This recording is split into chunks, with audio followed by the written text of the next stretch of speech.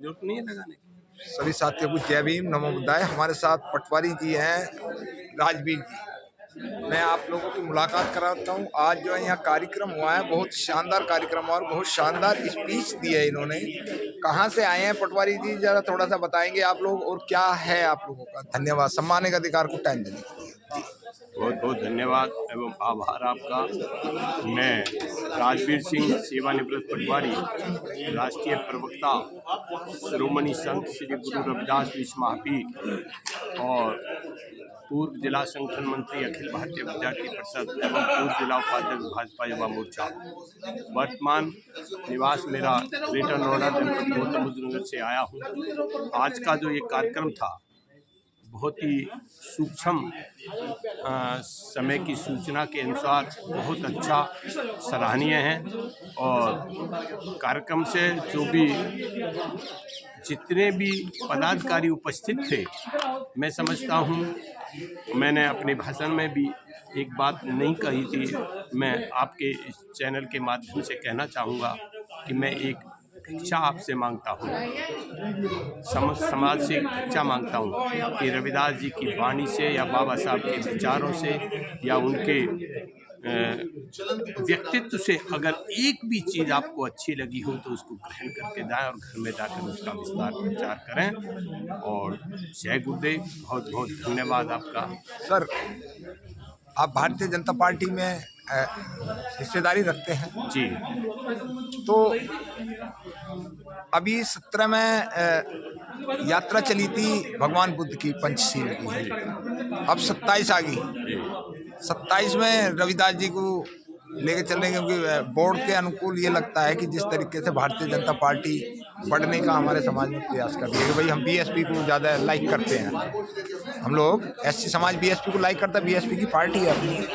लेकिन रविदास जी जो ओरिजिनल वाणी कहते हैं, संत जी का आज कार्यक्रम है, जो ओरिजिनल वाणी वो कहते हैं उसको लोग ओरिजिनल नहीं बोल पाते, उसे ओरिजिनल नहीं बोल पाते, उस पर खटखटाहट में जाते हैं। ऐसी अभी 2 दिन पहले कार्यक्रम था हमारे यहाँ कबीर साहब का, तो वहाँ आरती उतर रही है, वहाँ कंगने बंधने हैं उनके अंदर, फिर वो कहते हैं रविदास कबीर साहब ने तो पाखंडवाद का विरोध करा और उन्होंने जो वाणी बोली जाती है विरोध करा। लेकिन रविदास जी की वाणी में तो सामाजिक समरसता एवं राजनीतिक समानता का जो विचार प्रकट किए गए हैं, ऐसा चाहो राज में मिले सबन को, छोट बड़े सब सम बसें, रविदास रहे फिर से। यानी वो छोट बड़े का लेस मात्र भी समाज में नहीं चाहते थे, सबको एक समान दृष्टि से, समान राजनीतिक दृष्टि से देखना चाहते थे।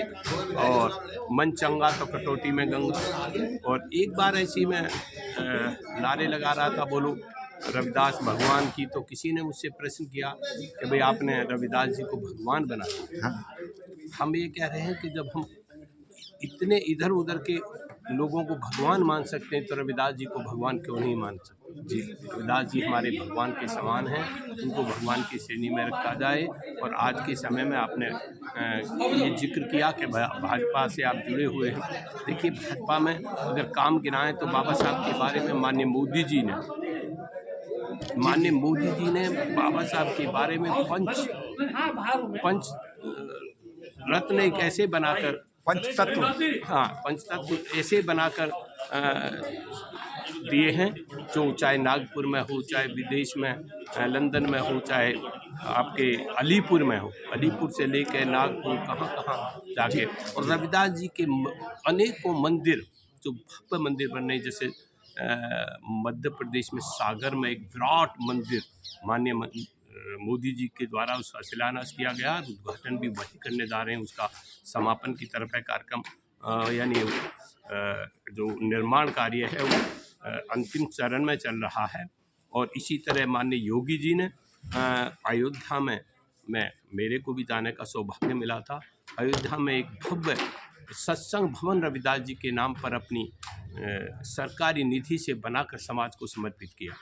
ऐसे बहुत से अनेक कार्य हैं जिनको हम समाज तक पहुंचाने का काम कर रहे हैं। ऐसे छोटे छोटे कार्यक्रम के माध्यम से अच्छी गुरु जी की वाणी, बाबा साहब जी का विचार सभी लोगों तक पहुँचे, घर घर तक पहुँचे, ऐसा हमारा प्रयास है।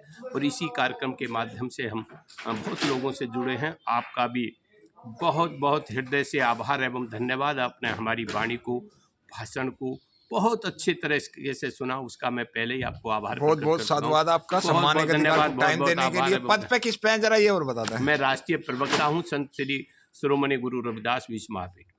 धन्यवाद।